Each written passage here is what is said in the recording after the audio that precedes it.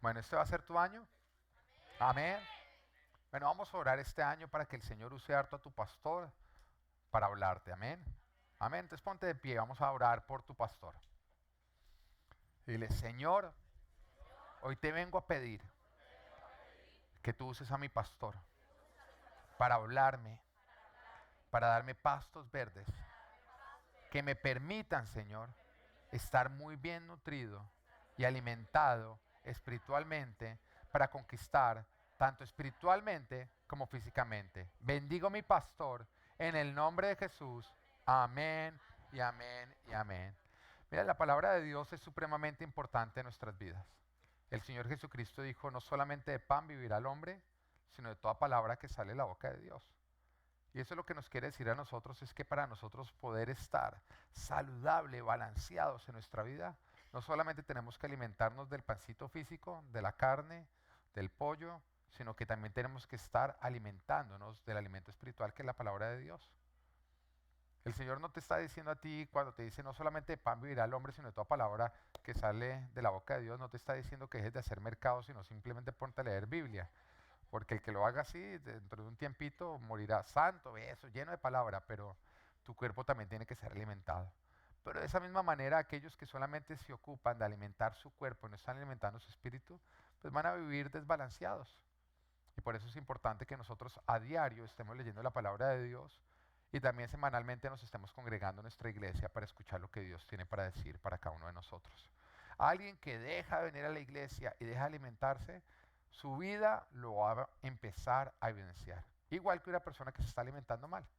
Tarde o temprano le va a salir una enfermedad y ¿pero qué pasó? Pues que usted no está cuidando su alimentación. Amén. Bueno, vamos a entrar a la palabra de Dios. Cada inicio de año el Señor nos da una visión de lo que va a ser ese año, la dirección en la cual Él nos va a estar guiando, en la cual Él nos va a estar guiando a lo largo del año. Y tengo que decir que siempre esta dirección que Dios nos ha dado siempre ha sido muy profética, tanto para la iglesia en general como para cada uno de nosotros.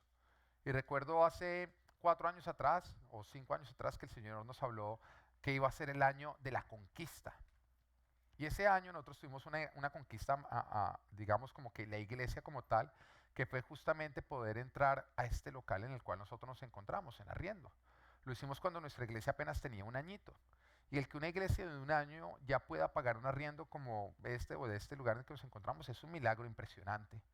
Y para muchos de ustedes no vivieron esa época, entonces de pronto no lo valoran. Pero para los que estábamos desde el principio sabemos lo que significó el que Dios nos entregara a nosotros este local. Era el sueño, ¿no?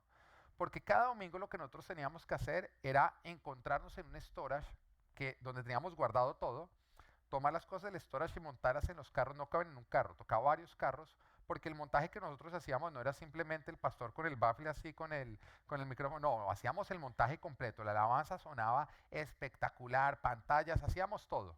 Entonces tocaba montarlo en varios carros para después llegar al lugar que alquilábamos todos los domingos, montar absolutamente todo. Además en esa época estábamos aprendiendo a usar muchos equipos, entonces era un problema porque hoy no está funcionando la consola, hoy no quiere prender. Siempre era una guerra espiritual increíble, ¿no? Y después de que terminaba el servicio, muchos como, ay, tan lindo, hasta luego se iban y quedábamos los mismos teniendo que bajar absolutamente todo, meterlo en los carros, ir hacia el storage y jugar Tetris. Porque eran muchos equipos y un storage pequeño, ¿no? Entonces era como que el Tetris para que todo cupiera dentro. Y así era cada domingo. Y cuando había ayuno los sábados, también significaba ir a montar y desmontar. Entonces yo me acuerdo que en esa época nosotros soñábamos y decíamos, ¿usted se imagina el día que simplemente sea abrir y poner on? Y nosotros, wow, impresionante. Así que cuando en menos de un año, en un año el Señor nos permitió entrar y conquistar, el tener este lugar, para nosotros significó una conquista espectacular. Cuando menos lo creíamos, ocurrió. Después el siguiente año fue el año de la expansión, ¿no? Y durante un tiempo en la iglesia nadie podía caer embarazado. Solamente había tristeza de que no, nada que puedo caer embarazado, embarazada. Las parejas no podían quedar embarazadas. Pero solamente había una bebé, de hecho, sí, en esa época. Y el Señor anunció que era el año de la expansión. Y de pronto el Señor empezó a abrir los vientres, ¿no? Y cada mes y medio quedaba una mujer embarazada. Además que es algo que no ha frenado, todavía siguen quedando embarazadas. Es algo que el Señor abrió y siguen quedando embarazadas. Y usted no tiene problema para parquear su carro afuera porque hay suficiente parqueadero.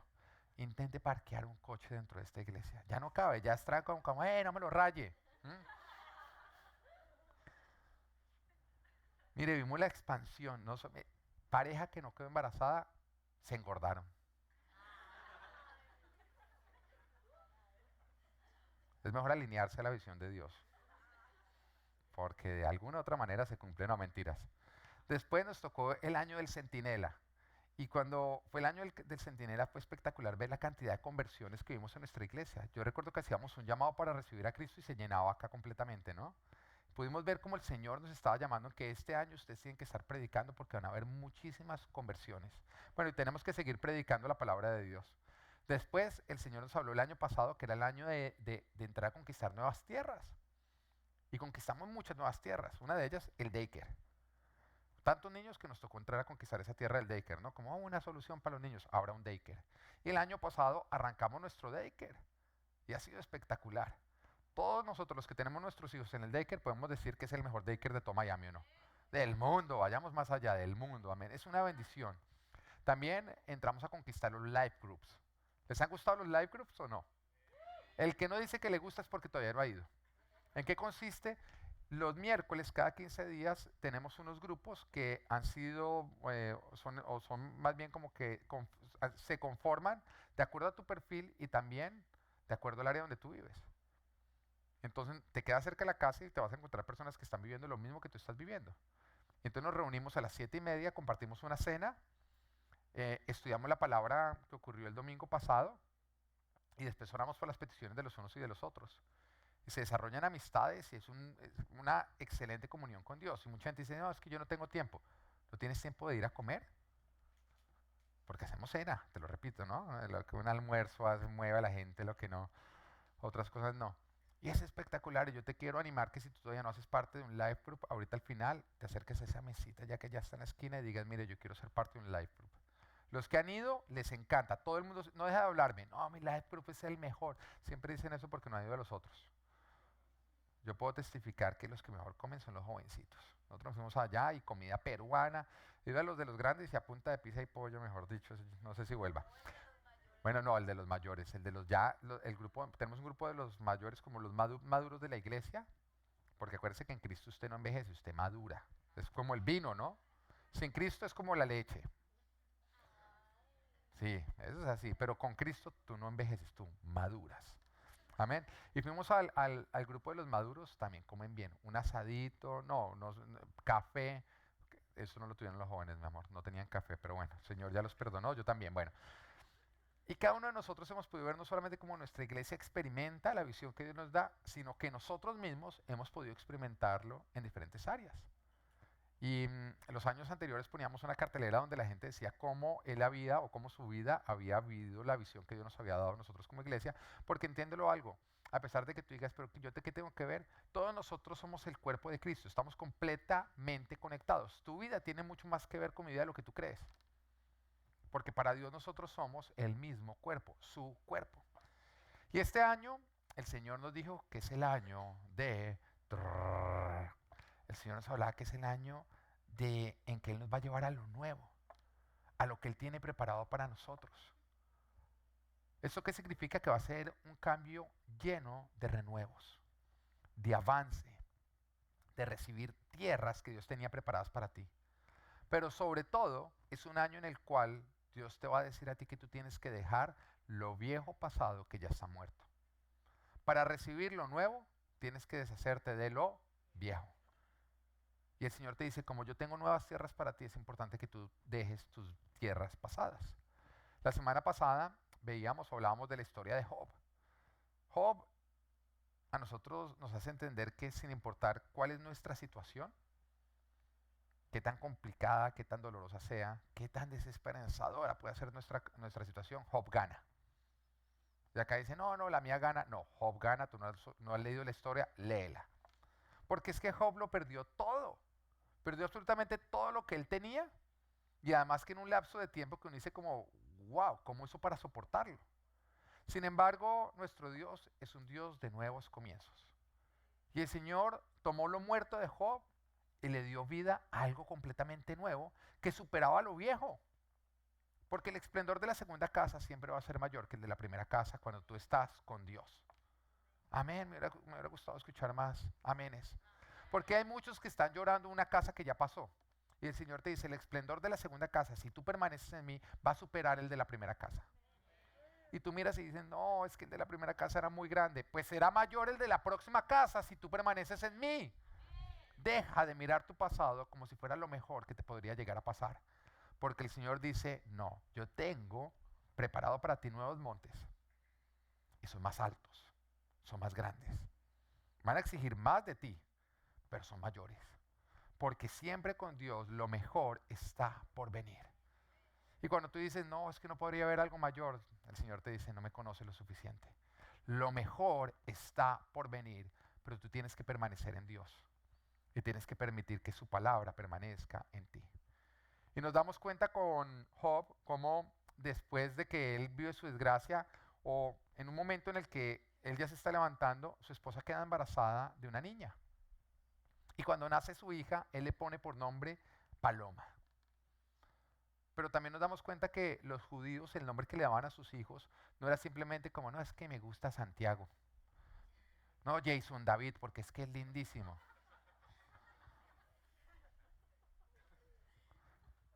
¿Mm? No, ellos lo pensaban más. Ellos decían, bueno, Señor, algo que hable de la época en la cual él nació. Y le metían un significado. Y el nombre que Job le da a su hija es Paloma. Y no estaba pensando en sí, tan lindo Paloma, es que suena bonito, Paloma Rodríguez. No, él estaba pensando en que su hija estaba marcando un antes y un después. Su hija significaba el fin del diluvio y el inicio de la nueva vida que Dios tenía para él.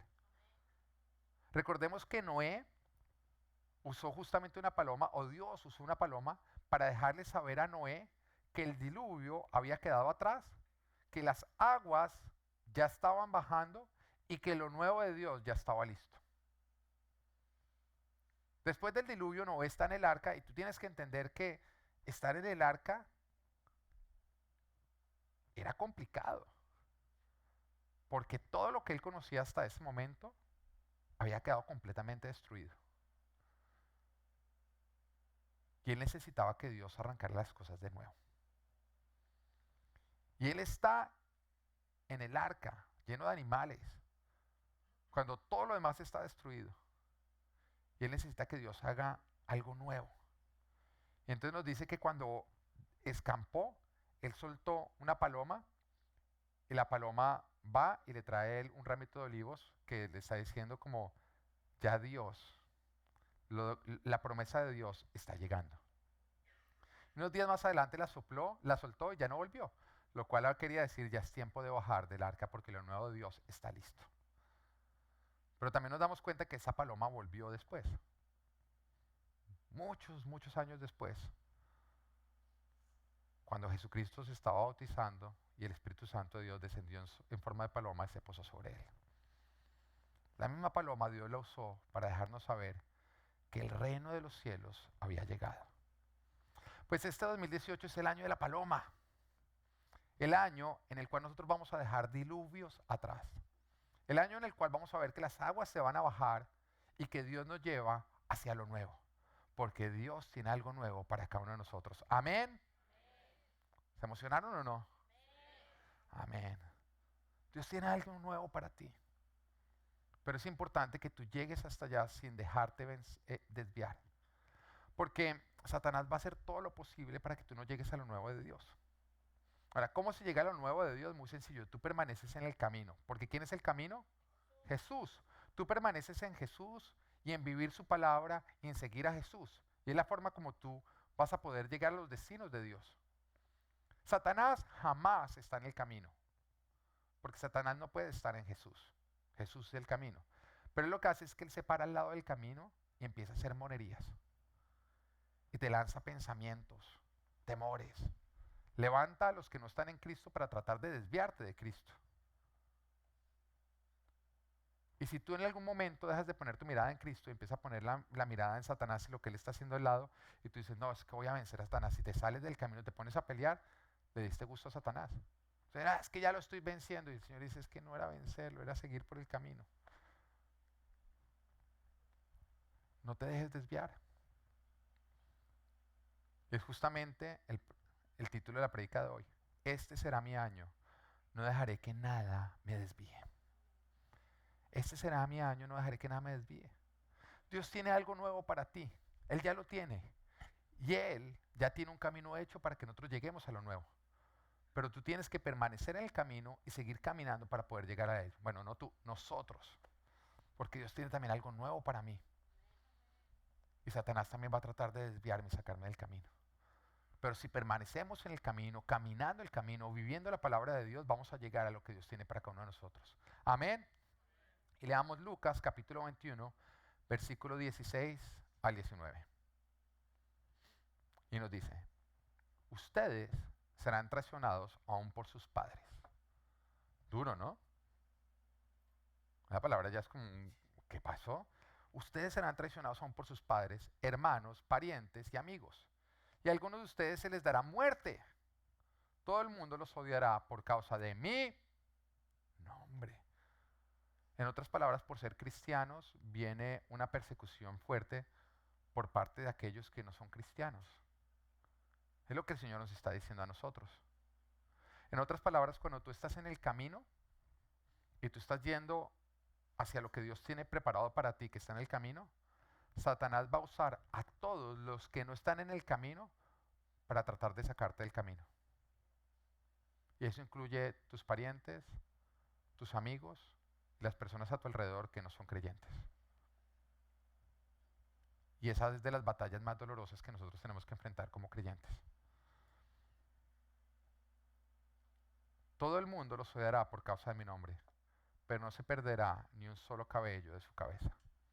Como me hubiera gustado leer haber leído este versículo hace varios años atrás. Miguel, tú todavía puedes, pero yo lo empezaría a reclamar ya. Pero no se perderá ni un solo cabello de su cabeza. Acá lo que nos está diciendo es que a pesar de que nosotros vamos a ver que se va a levantar todo eso a nuestro alrededor, si nosotros permanecemos en Dios, vamos a estar seguros. El Señor te está prometiendo a ti una protección, pero te está diciendo como que independiente de lo que está afuera, no se salga del camino.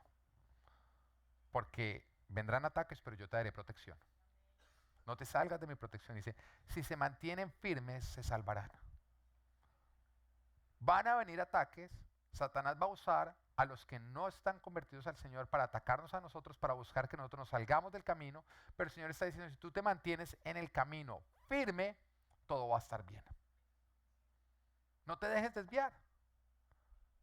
Mira, una de las cosas que más resalta Jesús y de las que habla constantemente, y de hecho con lo que él resume todos los mandamientos, es justamente con las relaciones. El Señor habla constantemente de relaciones y resume todos los mandamientos en relaciones. Por un lado nos dice el mandamiento más importante de todos es amar a Dios por encima de todas las cosas, una relación. Y el segundo mandamiento más importante, amar al prójimo como a nosotros mismos, relaciones. Pero a pesar de que es de lo que más el Señor nos habla y en lo que más insiste, nos encontramos que es una de las luchas más complicadas y más dolorosas que nosotros podemos llegar a vivir y a experimentar. Las relaciones como tal. Querer tener la paz, la unidad, estar bien con todos y no lograrlo. Esforzarnos por amar a otros y encontrarnos que es un camino de una sola vía. Que a pesar de que tú das, no recibes o recibes lo contrario. Buscar una reconciliación con otra persona y encontrarnos intentándolo solos. Estar ilusionados con un cambio que permita, haga posible una relación con alguien y sin embargo no encontrar ese cambio. Y este que es un área tan importante se convierte en un área de tanta frustración. Al fin y al cabo estamos en un mundo caído, donde somos personas caídas y por lo tanto nuestras relaciones están caídas. Pero mira lo que dice Romanos capítulo 12, versículo 18. Si es posible, Y en cuanto dependa de ustedes, si quiero que lo repitas, di si es posible, y en cuanto dependa de ustedes, o digámoslo en primera persona, ¿te parece? Si es posible, y en cuanto dependa de mí, vive en paz con todos. Porque acá nos está diciendo que hay veces que no es posible. Y también nos está diciendo que hay veces que no depende de nosotros. Hay veces que depende de ti y hay veces que es posible. Hay veces que no depende de ti y hay veces que es imposible. Por una sencilla razón. Porque la paz entre dos partes tiene que ser construida entre ambas partes. Y hay veces que la otra parte no quiere o no sabe cómo construir la paz contigo. Pero también nos damos cuenta que vivimos en un mundo que está dividido a causa de Jesús, porque era justamente lo que nos decía la palabra cuando leíamos en Lucas capítulo 21, en adelante dice, todo el mundo los odiará por causa de mi nombre. O sea, ¿por causa de qué es que nosotros somos odiados? Por causa de Jesús. Uno dice, pero ¿por qué por causa de Jesús? Muy sencillo. Antes de Cristo, todo ser humano está en tinieblas. Es una realidad, el Señor lo dice o no. Y en el momento que nosotros nos entregamos nuestra vida a Cristo, pasamos de estar en tinieblas a ser luz. Pero eso también quiere decir que la luz y las tinieblas empiezan una separación, no pueden estar totalmente unidos. O trata de hacer que convivan en este mismo salón ya la luz y la oscuridad. ¿Se puede o no se puede? Es imposible. Y la luz va a intentar estar comiendo con la oscuridad. Y la oscuridad va a estar intentando comiendo con la luz. Entonces, en otras palabras, lo que empieza a ver es que la oscuridad le empieza a decir a la luz, deje de ser luz para que podamos convivir. Mientras que la luz está diciendo, deja de ser oscuridad y empieza a ser luz, porque es que es mejor ser luz que oscuridad. Siempre va a ser mejor la luz que la oscuridad. Es tan mejor la luz de la oscuridad que yo no conozco una sola persona, por lo menos no en su sano juicio, que le tenga miedo a la luz. Entra y no, ahí hay mucha luz, ahí hay mucha luz. Pero la oscuridad, somos adultos, pero hace una pregunta para ver qué tan sinceros son ustedes. ¿Quiénes acá, independiente de la edad que tengan, no se sienten cómodos teniendo que pasar la noche en un cuarto 100% oscuro? Que abrir los ojos o cerrarlos da lo mismo, estando completamente solos y de pronto corridos alrededor y no saber qué es. ¿Quiénes por lo menos sienten una incomodidad, un miedito, algo? Levanten la mano. Hay otros valientes. No, la oscuridad, el almuerzo. Bueno, muy bien por ti. Pero hay alguien acá, porque levantamos la mano la mayoría, que le tenga miedo a la luz. Yo he empezado a notar en mi hijo Natán, 2 años, que cuando ve las cosas muy oscuras se asusta. Y empieza a decir, no, papá, el malo, el malo. ¿Cómo aprendió eso? Pero él, en 2 años que está aprendiendo ya asocia la oscuridad con el mal. Pero jamás me ha ocurrido que él diga, no, la luz, papá, el malo. No, la luz siempre va a ser mejor que la oscuridad. Pero también nos está hablando a nosotros que cuando nosotros estamos en la luz y otra persona está en la oscuridad, así no lo queramos, así lo queramos ignorar, va a haber una división porque estamos en lugares diferentes. Y la única forma en que podría haber nuevamente una comunión total es si alguno de los dos lados deja estar parado en el otro lado. Es la única manera. De resto, va a haber una guerra. Y a ti te lo van a decir, es que desde que usted se volvió cristiano, usted ya no es el mismo. Es cierto, ahora eres luz y estás en la luz. Es que usted cambió. Sí, ahora estás en la luz.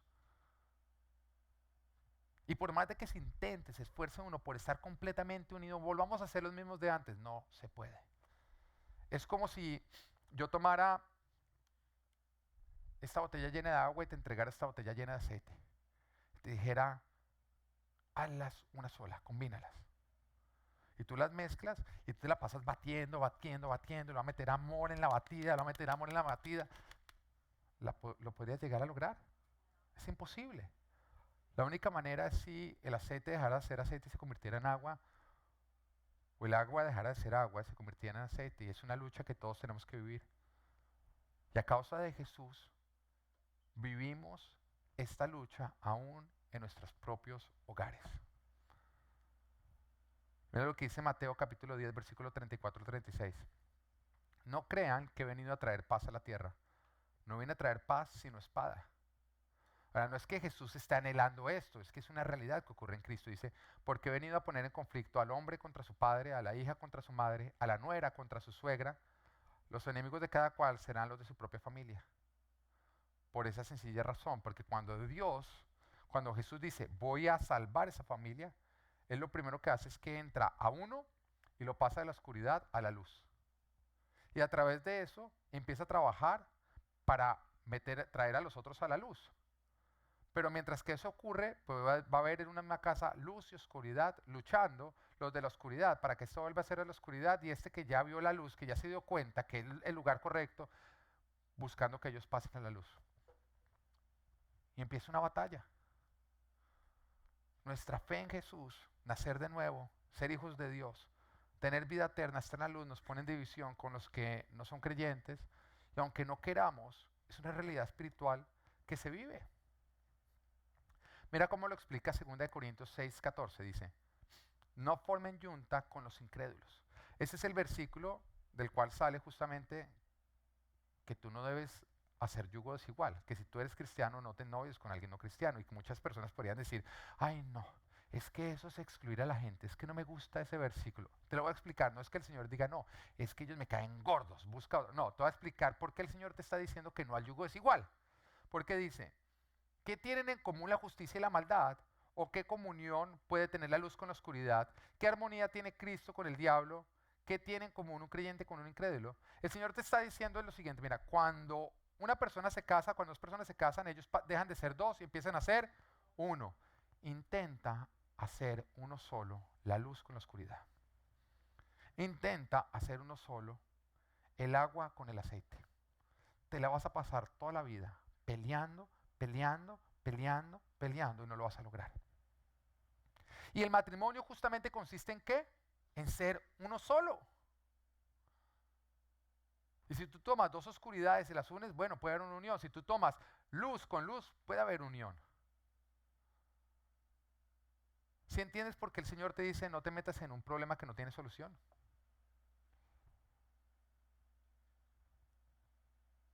Pero también diciéndote todo eso, quiero decirte que no quiero que te sientas solo. Y creo que es uno de los mayores propósitos de esta palabra, que tú sepas que no estás solo.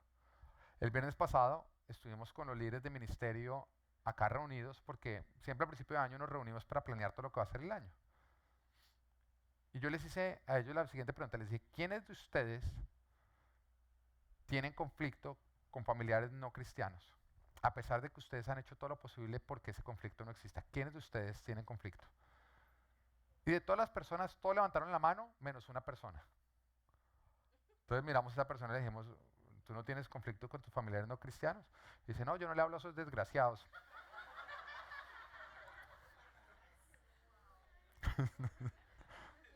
No, fue exactamente lo que dijo, pero con un poco de exageración y todo. Fue la esencia, es lo que dijo. Métele la parte chistosa que el pastor le agrega, que por hacer algo chistoso tú lo puedes variar un poquito. Bueno, pero el mismo Jesús tuvo que vivir esta situación, porque su familia todavía no creía y todavía no estaba en la luz cuando Jesús nació en la luz. O sea, si para ti es difícil que dices, no, es que ya llevo 2 años cristianos y todos me hacen guerra, Jesús nació cristiano. Él desde que nació dijo, yo creo en mí mismo. ¿Eh? Y su familia no creía en él. Y nos dice la palabra en Marcos capítulo 3, versículo 21, cuando se enteraron sus parientes, salieron a hacerse cargo de él porque decían, está fuera de sí. ¿Te sientes identificado? Imagínate Jesús, él sí estaba solo, ¿no? Porque era el primero que había creído en él, ¿no? El primer convertido fue Jesús, ¿no? Él nació y dijo, me recibo en mi corazón. Entonces, él sale a hacer todo lo que el Padre lo está llamando a hacer, a predicar las buenas nuevas.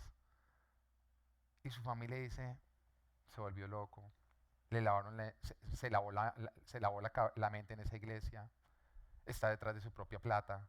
O sea, todo lo que nos dicen nosotros, pero él a él mismo. Y la gente decía, se volvió loco. Desde que empezó a ir a esa iglesia se volvió loco. Ya no es el mismo. Y él lo tuvo que vivir, decían que estaba fuera de sí mismo. Y él también tuvo que experimentar la presión por parte de sus familiares no creyentes que buscaban decirle lo que él tenía que hacer a pesar de que era contrario a la voluntad del Padre. Que lo presionaran para que hiciera las cosas en las que él sabía que era destiempo. Dios todavía no quería que él hiciera ciertas cosas, su familia lo presionaba para que las hiciera. Y para que hiciera cosas que no iban de acuerdo al propósito de Dios. Yo recuerdo cuando el Señor me mostró que yo me iba a casar con la que es hoy en día mi esposa. Y entonces a mí me decían, no, pero ¿y usted por qué no sale con otras niñas?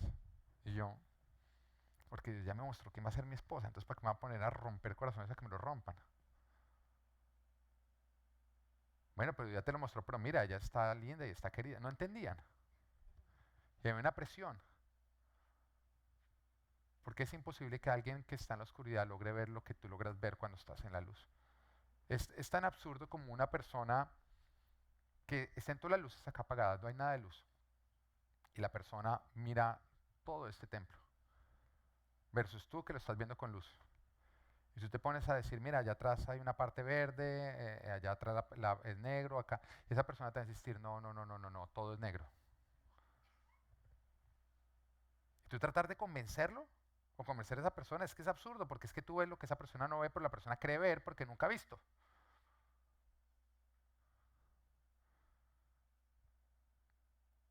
Lo que te quiero decir es que hay una guerra espiritual que se va a sentir en casa. Y es la guerra por las almas de aquellos que nosotros amamos. Y es real y la vamos a sentir, pero eso significa que nosotros vamos a tener que tomar la decisión de si peleamos batallando hasta alcanzar que nuestra familia sea ganada y conservando nuestra fe, o si nosotros renunciamos a causa de estos ataques. Y lo que el Señor está diciendo, los van a traicionar, aún los de su propia casa, pero tú tienes que mantenerte firme hasta el final. Porque Satanás va a usar esa presión alrededor para tratar de desviarte a ti y desanimarte. Efesios 6:12 dice, porque nuestra lucha no es contra seres humanos, sino contra poderes, contra autoridades, contra potestades que dominan este mundo de tinieblas, contra fuerzas espirituales malignas en las regiones celestiales. Ya nos está diciendo, nuestra guerra no es contra quién, contra seres humanos, así que deja de pelear con tu familia, porque ellos no son el enemigo. Pero si hay una realidad espiritual que está tratando de batallar para que ellos no pasen a la luz y para tratar de volverte a ti a las tinieblas. Entonces, ¿cuál es tu parte ya entendiendo esto? Gálatas 6:9 dice, no nos cansemos de hacer el bien, porque a su debido tiempo cosecharemos si no nos damos por vencidos. Tú no te canses de hacer el bien porque a su debido tiempo tú cosecharás si no te das por vencido. Y acá hay un tema con respecto a las siembras y las cosechas. Hay siembras que apenas nosotros sembramos, al otro día vamos a ver y ya salieron. Yo recuerdo chiquito que uno cogía un frijolito, lo metía en un algodón, lo metía en agua y al otro día eso ya tenía algún tipo de raíz que le estaba creciendo, ¿no? Hay otras siembras que requieren mucho tiempo para que se empiece a ver el fruto. Pero también he descubierto que entre más tiempo toman en dar fruto, en salir nuestras cosechas después de una larga siembra, es porque las bendiciones son más grandes. Entre más tiempo toma, es porque las bendiciones son más grandes. Así que si está tomando mucho tiempo, está muy difícil la siembra, lo que el Señor te dice, no te canses de hacer el bien, porque la cosecha que viene es enorme, es grandísima. Yo recuerdo que uno de los personajes bíblicos que más, como que yo decía, es que este tipo es raro, es Jacob. Jacob, yo pensaba en Jacob y yo le leía, a mí me daba mal genio. Porque nos dice la palabra de Dios que Jacob conoció a la que sería su esposa. Y nos dice que él hace un trato con el que sería su suegro y le dice, yo te voy a trabajar 7 años para poderme casar con ella. Dice que tuvo que trabajar los 7 años para conseguir su esposa, pero dice, estaba tan enamorado que le pareció poco tiempo. Ah, ¿por qué me parecía raro? Porque, ¿quiénes acá son solteros? Levanta la mano. Que ya mayorcitos. Bueno, si Dios te dijera, en 7 años te casas, dime que tú no sales bravo ya. 7 años o no. Vivi, en 7 años te llega tu pareja. No estoy profetizando, es un chiste, el Señor lo sabe. No me ponga bravo, diga, ay, no, la palabra tiene poder, anúlelo, anúlelo. Yo la anulo en el nombre de Jesús. Este año te casas, sí, muy bien casada, amén. Pero Jacob, además de que le dijeron en 7 años, salió diciendo, uy, tumbé a mi suegro, 7 años nada más trabajando. Y uno le da piedra, uno dice, usted es raro, hermano, 7 años es mucho. Y yo recuerdo cuando yo leía eso, yo llevaba más o menos 7 años orando porque me llegaran mis hijos. Y yo ya estaba en un punto donde Dios me decía a mí, van a llegar en un mes, y yo me ponía bravo. No, ya, lo quiero ya, ya, ya, instantáneo. Porque yo ya estaba desesperado. Pero el día que nació mi hijo Natán, ese día entendí a Jacob.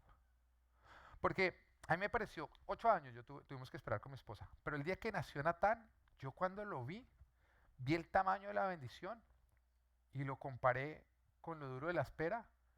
Yo dije, tumbé a Dios. Tumbé a Dios. Apenas 8 años para esta bendición. Y el tema es que a Jacob le parecía poco tiempo porque él ya había visto su bendición. ¿Entiendes? Él pidió, yo me quiero casar con ella. ¿Cuánto tiempo tienes que trabajar? 7. Pero él siempre que estaba trabajando, él veía la bendición, le decía, tumbé a este tipo, mire esa bendición, mire esa bendición, mire esa bendición. Los 7 años le pareció poco. El problema tuyo y mío es que nosotros no tenemos, digamos como que la fortuna, o no sé cómo lo podría, cuál sería la mejor palabra, de haber visto ya la bendición que estamos esperando. Nos toca verla con los ojos de la fe. Creer que cuando la recibamos, el tiempo que tuvimos que esperar va a parecer poco. Porque la bendición que viene es grande. Amén. Entonces por eso dice, no nos cansemos de hacer el bien porque a su debido tiempo cosecharemos si no nos damos por vencidos. Por lo tanto, siempre que tengamos la oportunidad, hagamos bien a todos y en especial a los de la familia de la fe.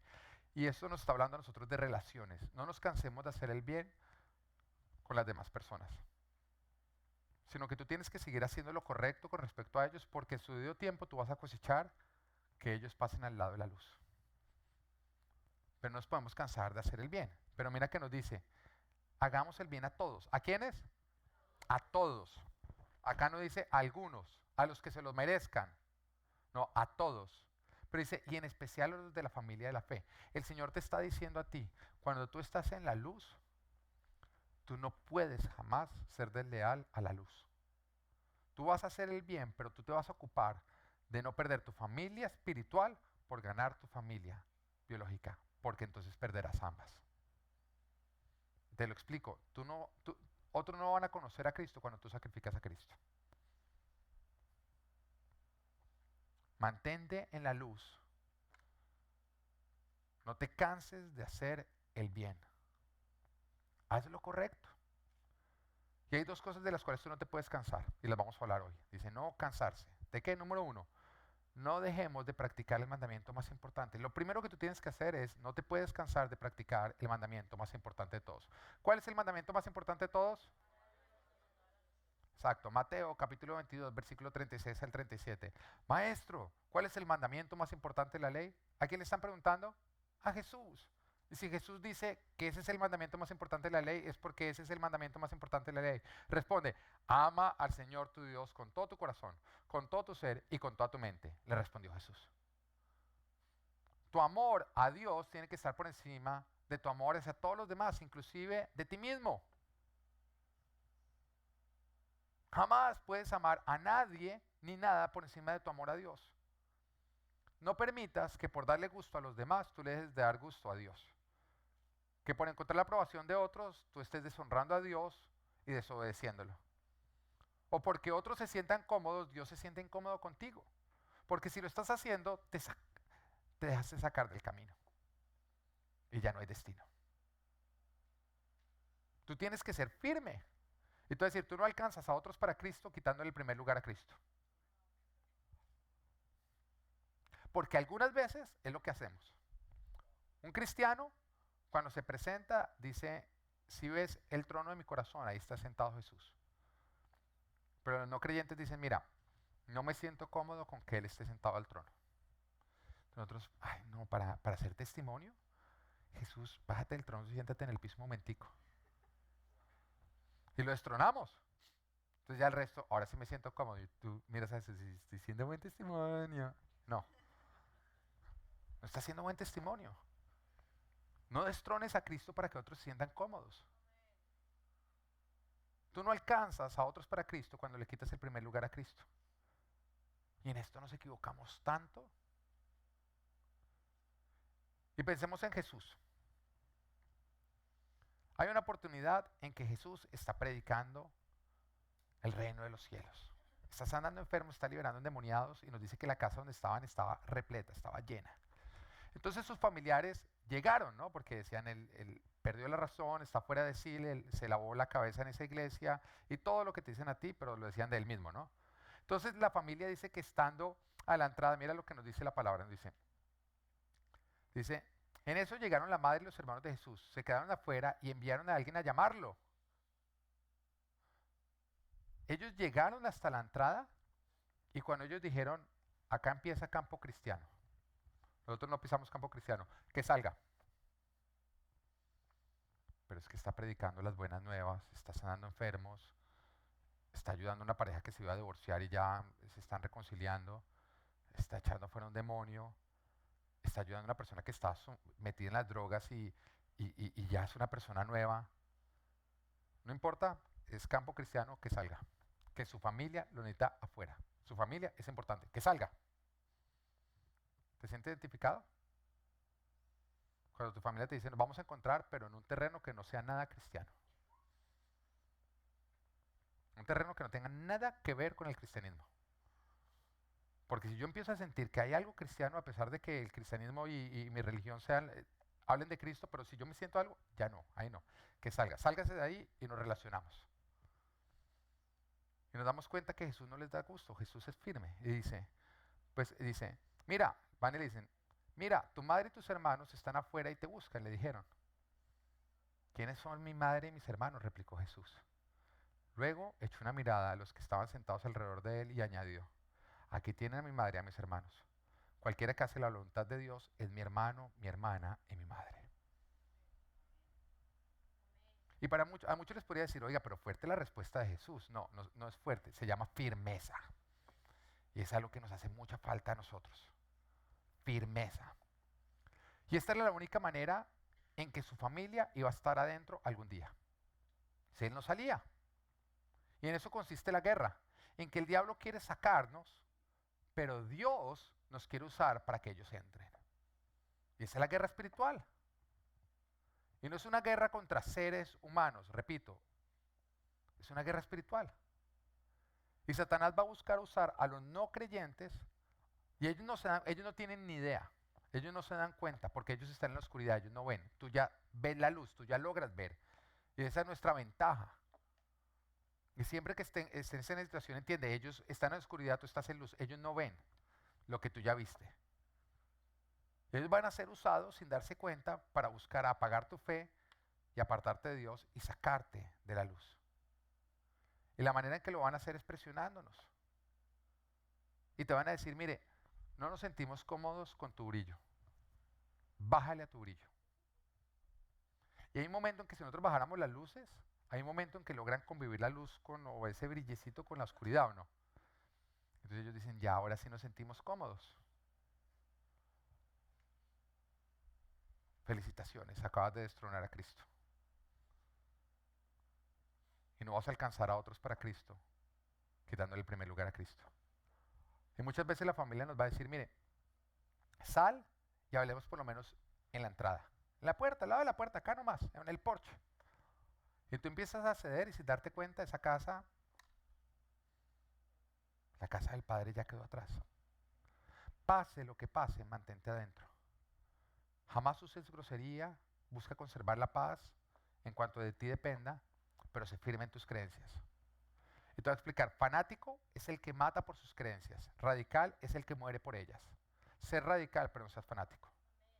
Sé firme en tus creencias, pero deja que otros que no las tienen vivan según las de ellos. No mates por tus creencias, pero muere por ellas. Lo segundo que tienes que hacer, ¿qué es lo primero que tienes que hacer entonces? No dejar de practicar el mandamiento más importante. Lo segundo que tienes que hacer es muy sencillo y es parecido. Dice, no dejes de practicar el segundo mandamiento más importante. Si no te acuerdas de los 2 puntos de esta prédica, no dejes de practicar lo más importante ni lo segundo más importante. ¿Y cuál es el segundo mandamiento más importante? Mateo 22, versículo 39 al 40. El segundo se parece a este. Ama a tu prójimo como a ti mismo. De estos dos mandamientos depende toda la ley y los profetas. Eso significa que tienes que amar por debajo de Dios, siempre. Jamás puedes comprometer la palabra. Pero tienes que amar a otros tanto como te amas a ti mismo. Jamás menos, jamás más. Y existen los dos extremos y los dos son dañinos. Hay personas que solamente se aman a sí mismos y al resto por debajo. Primero yo y después el resto, ¿no? Eso se llaman todo para mí, acaba todo para mí, ¿no? Pero hay otros que es todo para otros y que aman a los demás por encima de sí mismo. Una persona que normalmente está en una relación enfermiza, lo que le pasó es que empezó a amar a la otra persona más que a sí mismo. Si él fuera su mejor amigo o ella fuera su mejor amiga, se diría a sí mismo, deje ese atarbán y búsquese algo. Pero no, porque es que ya ama más al otro que a sí mismo. Y se le convirtió en un ídolo. Pero amar a los demás como a nosotros mismos debe incluir ciertas cosas. Y lo primero que tiene que incluir son acciones de amor, porque te explico. Cuando la palabra de Dios dice ama a tus enemigos, no te está diciendo que sientas mariposas por ellos. Es enamoramiento. El Señor nos dice, siente enamoramiento por los que te odian. No, ama. Amar es una acción. Amar no se ve en lo que tú sientes, sino en lo que tú haces. Y por eso es que cuando tu esposa te dice, es que usted no me ama, usted, claro que yo la amo, claro que yo la amo. Lo que ella te está diciendo es, no si tú estás sintiendo algo dentro del cuerpo que puede ser enamoramiento o el chorizo que te comiste ayer. Lo que te está diciendo, la indigestión, lo que te está diciendo es, quiero ver acciones de amor. Quiero ver paciencia, quiero ver ternura, quiero ver servicio, quiero ver acciones de amor. Y nos dice Mateo 7:12, así que en todo traten ustedes a los demás tal y como quieren que ellos los tratan a ustedes. De hecho, esta es la ley de los profetas. Mira lo espectacular, nos está diciendo que haz por otro lo que te gustaría que hicieran por ti. Lo que Jesús te está diciendo, en lugar de pensar qué es lo que te gustaría que otros hicieran por ti para ir a reclamarlo, empieza a identificar lo que te gustaría que otros hicieran por ti para ir a hacerlo por ellos. Sería un mejor mundo, ¿o no? Donde constantemente yo pensara, bueno, ¿qué me gustaría que Cheo hiciera por mí? Y apenas yo lo identifico, yo voy y lo hago por él. Y ¿sabes qué? Es sembrar. Es la mejor de las siembras. ¿A cuál es el límite? Vuelve y juega. Sin comprometer tu amor a Dios, quitándole el primer lugar para dárselo a otros. Porque tú no cumples con el segundo mandamiento más importante, faltando al primer mandamiento más importante. Amén. ¿Qué también tiene que incluir el amar a los demás como a ti mismo? Practicar el perdón, que tanto nos molesta, pero que es tan liberador. La palabra dice en Romanos capítulo 12, versículo 17 al 21, no paguen a nadie mal por mal, procuren hacer lo bueno delante de todos. Si es posible, en cuanto depende de ustedes, vivan en paz con todos. No tomen venganza, hermanos míos, sino dejen el castigo en manos de Dios, porque está escrito, mía es la venganza, yo pagaré, dice el Señor. Mira, dice, en cuanto dependa de ustedes, vivan en paz con todos. ¿Por qué está diciendo? Porque si tú perdonas a alguien, tú ya hiciste tu parte para que haya paz. El otro tiene que perdonar. Si el otro no quiere perdonar, tú por lo menos ya hiciste tu parte. El día que el otro perdone, ¿qué pasa? Pues hay paz. Entonces, cuando el Señor dice que en cuanto dependa de ti, Él te está diciendo, de tu lado tiene que haber paz, aunque del otro lado haya guerra. No tomen venganza, hermanos míos, sino dejen el castigo en manos de Dios, porque está escrito, mía es la venganza, yo pagaré, dice el Señor. Y acá te está diciendo, el perdón no es que no se haga justicia, es poner la justicia en manos de Dios. Es tú decidir dejar de ser juez y permitir que Dios lo sea. Antes bien, si tu enemigo tiene hambre, dale de comer. Si tiene sed, dale de beber. Actuando así, harás que se avergüence de su conducta. No te dejes vencer por el mal, al contrario, vence el mal con el bien. Independiente del mal que hagan contra ti, tú vas a hacer el bien. Y hacer el bien es que tú vas a orar y vas a orar porque los que te persigan conozcan de Dios. Y en eso consiste la guerra espiritual. En que yo no dejo que su mal me haga malo. Que su oscuridad me pase a la oscuridad. Y recuerda que perdón no es que no se haga justicia, es dejar que Dios haga la justicia. Ponerla en sus manos, que no esté en las mías. Pero también para que se esté cumpliendo con el segundo mandamiento más importante, hay un amor al prójimo con nosotros mismos, tenemos que practicar algo que es difícil. Yo creo que es de las cosas más difíciles que Jesús nos puso a hacer a nosotros, La más difícil, la más difícil. ¿Tú cuál crees que es? Uy, pone la otra mejilla, ¿no? Eso sí que es difícil, ¿o no? Pero es de lo más importante que Jesús nos enseñó y Jesús lo practicó constantemente. Porque cuando tú pones la otra mejilla, tú estás haciendo que la ofensa termine en ti. Y por eso es que Jesús lo dijo. Dijo, pon la otra mejilla y de esa manera tú estás decidiendo que ya la ofensa terminó en ti. Porque las peleas son como el tenis, ¿no? Entonces la otra persona está al otro lado y sirve. ¡Ta! Te manda ofensa. Entonces tú la recibes al otro lado. ¡Pa!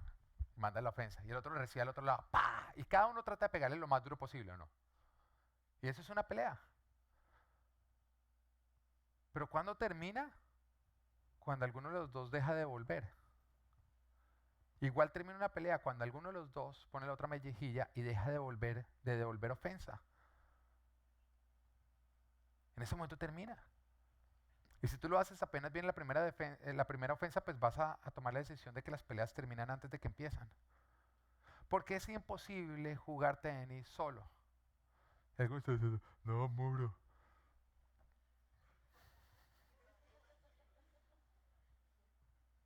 Pues deja que él juegue muro solo. Ya por lo menos no vas a estar tú involucrado. Deja que la gente pelee sola, esté jugando muro, pero tú no te prestes para jugar ese tenis que solamente glorifica a Satanás. Cumple con todo lo que Dios te ha llamado a cumplir. Sé humilde, aún con el altivo. Honra a tus padres, aunque ellos no ayuden. Yo sé que hay veces que los padres pueden no ayudar, pero tú tienes que honrarlos. Ama a tu prójimo, así te persiga. Ora por los perdidos para que conozcan al Padre, porque en eso consiste la guerra espiritual. Pero pase lo que pase, jamás permitas que nada ni nadie te aparte de Dios ni de su camino. Lucas 21, versículo 16 al 19. Ustedes serán traicionados aún por sus padres, hermanos, parientes y amigos. Y a algunos de ustedes se les dará muerte. Todo el mundo los odiará por causa de mi nombre, pero no se perderá ni un solo cabello de su cabeza. Si se mantienen firmes, serán salvos, se salvarán. Y quiero que por un momento nos imaginemos la guerra espiritual que tuvo que haber sufrido Noé. No sé si sepa la historia, yo me imagino que todos la saben porque tú no tienes que ser cristiano para saber la historia de Noé. Que nos dice que Dios en un momento le habla a Noé y le dice, quiero que construyas un arca porque va a mandar un diluvio y todo va a quedar completamente destruido, pero mete en el arco animales y métete tú con tu familia porque todo lo demás va a perecer. Esa es la historia de Noé. Y yo quiero que por un momento te imagines que tú eres Noé. La palabra no lo dice, no lo especifica, pero si uno se pone en la situación, no se vuelve ilógico, sino más bien como lógico que alguien, yo creo que muchas personas en algún momento tuvieron que haber dicho, a este tipo se le corrió el casete. Porque es que ponerse a construir un arca, no una barca, un arca. Estamos hablando que las medidas eran 145 metros de largo, por 26 de ancho, por 16 de alto. ¿Grande o no? Un arca. Dice que porque viene un diluvio, va a llover del cielo, cuando en esa época jamás había llovido. No era la forma en que Dios nutría de agua en la tierra. Jamás había llovido y él estaba diciéndole, no, es que tengo que construir un arca porque va a caer agua del cielo. Algo que jamás había ocurrido. Y va a acabar con toda la creación. Y solo los que estemos adentro nos salvaremos. Ponte en esa situación, que hoy tú te pusieras a construir un arca porque Dios te dijo que va a hacer algo que jamás ha ocurrido. Y pregúntate si por algún momento tú no tendrías que pasar porque tu propia familia, tus propios vecinos, te dijeran, usted está loco. Mire, en esa iglesia le lavaron la cabeza. Usted ya no es el mismo. Usted cambió y no es para bien. Y él tenía que construir el arca y llenarlo de animales, de toda clase. 7 parejas de animales puros y una pareja de animales impuros. O sea, imagínense la búsqueda de los animales. no solamente construir el arca, es buscar todos los animales que tenía que meter adentro. Y la palabra no nos dice cuánto tiempo le tomó hacer todo esto, pero los estudiosos de la palabra creen que le tomó cerca de 100 años. ¿Cuánto tiempo llevas tú batallando? ¿Y tu familia diciéndote que te volviste loco? ¿Hay alguien acá que ya ha tenido que hacer los 100 años? No hay gana, ¿o no? 100 años batallando con las críticas, las burlas y la presión de aquellos que no creían. Y vuelvo y digo, la Biblia no lo dice, pero cuando yo me pongo en la situación de lo que significaría obedecer esta palabra de Dios, porque es que nosotros sabemos en qué termina la historia, nosotros sabemos que hubo diluvio, que él y su familia entraron, que se salvaron, pero en ese momento él no lo sabía. Él estaba creyendo por fe que iba a ocurrir algo que jamás había ocurrido, simplemente porque Dios se lo decía. Parecido a ti con respecto a las promesas que Dios te ha dado, pero con una dimensión completamente diferente, ¿o no? Porque a nosotros Dios nos dice que nos va a dar o va a hacer con nosotros o con otros algo que Él ya ha hecho con muchas otras personas y lo hemos visto. Porque nosotros ya conocemos al Dios de milagros y lo hemos visto obrar en milagros. Ya se nos cuesta trabajo creer. Ahora, cuando Dios le estaba diciendo a él que iba a hacer algo que jamás se había visto, que jamás había ocurrido, y él seguía haciéndolo, yo me imagino cuántos días él no dudó y de pronto no estuvo tentado a desistir y decir, ay, ya no sigo construyendo eso. Y de pronto la presión de su familia, de sus amigos, de sus vecinos, de su familia, ay, papá, deja de estar metido en ese arca, venga, salga y hagamos un asado. Compartamos fuera del arca, es que todo es el arca.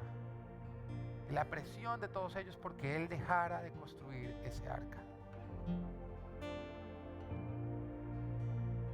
Pero él vivía por fe. No por lo que había visto, sino por lo que Dios decía que iba a hacer.